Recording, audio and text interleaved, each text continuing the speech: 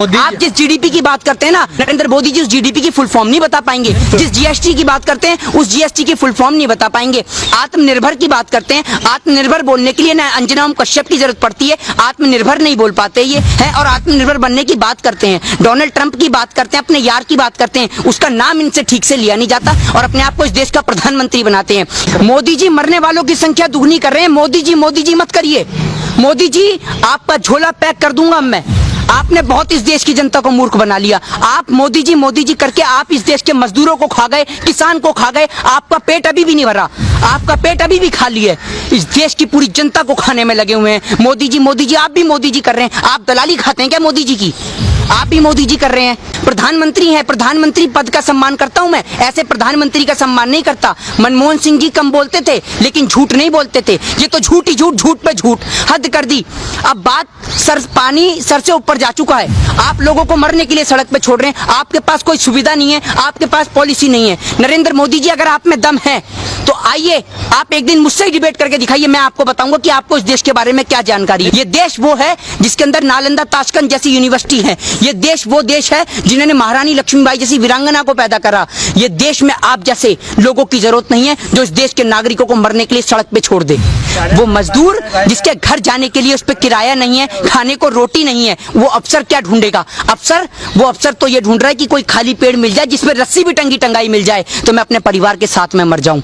उस माँ से जाके पूछिए जो सड़क पे मृत हो जाती है। वो एक छोटा बच्चा, छोटी सी उम्र का बच्चा अपनी मृत माँ का दूध पी रहा होता है पेट भरने के लिए। उस माँ से पूछिए जिसके पेट में नवजात शिशु पल्ला होता है और उसको 8 हॉस्पिटल में जाने के बाद भी कहीं जगह नहीं मिलती और वो माँ दर दर की ठोकरें खा के, अस्पतालों की ठोकरें खा कर एम्बुलेंस के अंदर अपना दम तोड़ देती है। क्या ये घटना शर्मसार नहीं है?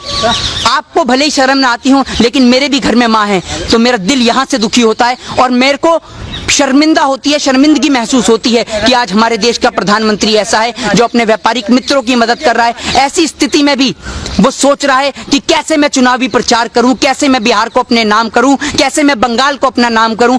अमित शाह जी, आपको शर्म आनी चाहिए। आपका भी एक बेटा है, एक बार अपने बेटे की ओर देखिए कि आपका इकलौता बेटा अगर बीमार हो जाता है तो आप उसके लिए क्या कुछ नहीं करेंगे। आप इस देश के तमाम बच्चों की तुलना अपने बेटे के साथ करिए, तब आपको पता चलेगा, तब आपको उस माँ का, उस बेटी का, उस बहन का दर्द समझ में आएगा कि एक बच्चे की कीमत क्या होती है। मजदूर से आपने पूछा कि क्या आप सुविधा दे रहे हैं श्रमिक ट्रेन के अंदर?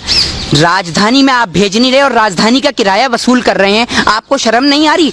कितनी और दलाली खाएंगे? इस देश के चौथे स्तंभ को पूरा तो जंग लगा चुके हैं, कारण इस देश का चौथा स्तंभ गिर भी जाएगा और हम लोग जिंदा हैं इस देश के चौथे स्तंभ को बचाने के लिए। हम ऐसे लोगों का कदापि साथ नहीं देंगे और तमाम लोगों से मेरा निवेदन है, जिन माँओं ने, जिन बहनों ने, जिन बेटियों ने अपने घर परिवार के सदस्यों को खोया है, उनको पता है कि दुख दर्द क्या होता है। और अब आपको और हमें, आप क्या सोच रहे हैं कश्मीर के अंदर कश्मीरी पंडित किस तरीके से मारे जा रहे हैं? आप इस हिंदुओं का वोट का सिर्फ इस्तेमाल करेंगे वोट बैंक के लिए? अब इस देश का हिंदू भी जाग चुका है, मुस्लिम भी जाग चुका है, सिख भी जाग चुका है, ईसाई भी जाग चुका है। प्रधानमंत्री जी ऑनलाइन सुविधा करते हैं कि आप इस पे कॉल कीजिए और भारतीय जनता पार्टी की सदस्यता लीजिए। तो प्रधानमंत्री जी एक नंबर जारी कर सकते थे कि पूरे देश में कहीं भी मेरे भारतवर्ष का कोई भी मजदूर परेशान है, किसी भी जाति धर्म को मानने वाला, वो इस नंबर पे कॉल करे, उसके लिए खाना और राशन पहुंचाया जाएगा। प्रधानमंत्री ये कर सकते थे। प्रधानमंत्री ये कर सकते थे कि दिल्ली के तमाम बॉर्डरों से लेकर यूपी, लखनऊ, वाराणसी, कानपुर, केरल, कर्नाटक, पश्चिम बंगाल, हरियाणा, तमाम जगह, क्योंकि प्रधानमंत्री पूरे देश का होता है, तमाम जगहों पर भारतीय जनता पार्टी वालों को और उन निक्करधारी सेवकों को खड़ा कर देते कि कहीं भी मेरे भारतवर्ष का कोई भी मजदूर पैदल जाते हुए दिखे तो उसको सुविधा कराओ आने जाने की, और अगर कोई प्यासा दिखे तो उसे पानी की सुविधा कराओ। देश के प्रधानमंत्री इतना तो कर सकते थे। अरे इस लॉकडाउन के अंदर तो इतना देखने को मिला है कि लोगों को पानी तक नसीब नहीं हुआ, भूखे और प्यासे मर गए। आप मोदी जी इतना तो करा सकते थे कि उनको घर नहीं बेच सकते तो कम से कम उनको उसी जगह पर पानी और खाना तो मुहैया करा देते। मेरे दिल को और मेरे भाइयों मजदूरों को भी बहुत खुशी मिलती। देखिए, रैली का टायर पंचर कर देगी बिहार की जनता, स्वागत के लिए तैयार हैं पुराने जूते और चप्पल। ठीक है, और जिस पे रैली पे रथ यात्रा ये करेंगे उसका पंचर करेगी बिहार की जनता। बिहार के अंदर से शुरुआत होगी भारतीय जनता पार्टी की संपूर्ण भारत से जाने की तैयारी।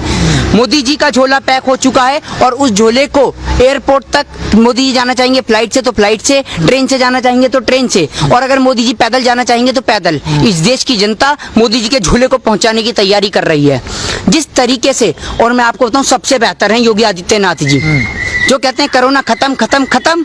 योगी आदित्यनाथ जी के पास ऐसी पॉलिसी है कि अगर कोरोना खत्म नहीं होगा तो झट से खत्म कर देंगे।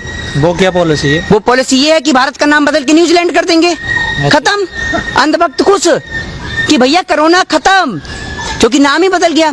मेरा मानना तो ये है कि अमित शाह जी बिना बात चुनावी प्रचार करने में लगे हुए हैं, इतनी एलईडीओं का खर्च कर रहे हैं देश की गरीब जनता का पैसा मारकर। योगी आदित्यनाथ जी को भेज दो, वो तो बिहार का भी नाम बदल देंगे। काम इन्हें कुछ करना नहीं है, जनता को मूर्ख बनाना है, भक्तों से ताली पिटवानी है। भक्तों ताली बजाओ और खुश हो जाओ, क्योंकि भारत कोरोना में 11वें स्थान से 4थे स्थान पे पहुंच चुका है। आप थाली पीटते रहो, अनुपम खेर जी आप भी थाली पीटो, खूब थाली पीटो, क्योंकि ये अनुपम खेर जी तो ऐसे लोग हैं, अनुपम खेर जैसे ऐसे लोग हैं जो कोरोना जैसी महामारी में भी पैसा कमाने की सोचते हैं। इन्होंने मूर्ख बनाने का प्रयास कर रखा है पूरे देश की जनता को। कभी ये थाली पिटवाते हैं, कभी ढोल बजवाते हैं, कभी लाइट जलवाते हैं, कभी दिए जलवाते हैं। दिवाली के समय पर या और जो तमाम आपने देखा कि त्योहार बेकार हुए उन पे तो उन्होंने दिए नहीं जलवाए नरेंद्र मोदी जी ने। दिवाली पे आप कहते हैं कि बम मत फोड़िए, हैं, होली पे कहते हैं पानी मत फेरिए, है ना, और हर त्योहार पर शराब पी के मनाए इंसान। आप और तो और छोड़िए, महामारी के समय में भी कोरोना ने, आप शराब पीजिए, ना त्योहार पे आप बम फोड़िए, ना दिवाली पे बम जलाइए, ना होली पे पानी बिखेरिए। हर त्योहार पे महामारी पे सिर्फ शराब पीजिए। मध्य प्रदेश के अंदर इनके पास बहुमत है नहीं, राज्यसभा में 2 कैंडिडेट इन्होंने खड़े कर दिए। कैसे खड़े कर दिए? क्योंकि वहां इनका इरादा है खरीद और फरोख्त का धंधा चलाने का। ये पुराने बाजीगर हैं, धंधा करने वाले लोग हैं। ये जो गरीब देश की जनता, जो किसान खून पसीने की कमाई से पैसा कमाता है ना, उस किसान से जाके पूछिए जो पूरे दिन अपना पसीना बहाता है, तब उसका बेटा, आपको पता है जब किसान के फोन पे मैसेज आता है तो उसका पिता उससे कहता है कि बेटा फोन पे मैसेज आया, जाकर देख। तो उसका बेटा कहता है कि पिताजी ये मैसेज बैंक से नहीं आया कि हमारे लिए पैसा आ गया, ये मैसेज मेरी फीस का आया है। उस किसान से जाके पूछो कि जब वो अपने बेटे की स्कूल की कॉलेज की फीस नहीं दे पाता, जब वो किसान अपने बैंक वालों का कर्ज नहीं चुका पाता, जब वो किसान के खेत पे कब्जा कर लेते हैं बैंक वाला, तो उस किसान के पास सिर्फ एक ही ऑप्शन होता है, इस पेड़ पे टंग जाने का। और आप एक बात बताइए कि अगर यही सुविधा, जब एक किसान सड़क पे मरता है, जब एक मजदूर सड़क पे मरता है, तो उसको एम्बुलेंस की सुविधा कराई जाती है उसकी डेड बॉडी को उठाने के लिए। अगर यही सुविधा उसको घर पहुंचाने के लिए कर दी जाए तो शायद इस देश का मजदूर कभी ना मरे।